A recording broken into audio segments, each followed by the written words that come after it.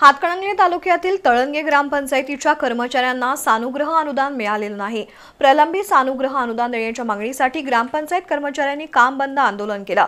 दरम्यान सरपंच आणि ग्रामविकास अधिकाऱ्यांनी दिलेल्या लेखी आश्वासनानंतर आंदोलन मागे घेण्यात आलं।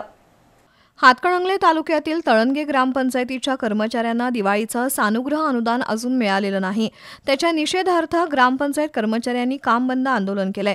सरपंच संदीप पोळ आणि ग्रामविकास अधिकारी MK कांबळे यांनी तातडीनं या प्रश्नात लक्ष घातलं। प्रलंबित अनुदान 8 दिवसात देण्याचं लेखी आश्वासन दिलं।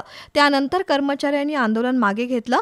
दरम्यान ग्रामपंचायत सदस्य वीरेंद्र रुग्गे यांनी कर्मचाऱ्यांना सानुग्रह अनुदान देण्यास विरोध केलाय। विकास कामं केलेल्या ठेकेदारांची बिलं अगोदर द्या अशी मागणी त्यांनी केली। त्यावरून जोरदार वादावादी झाली।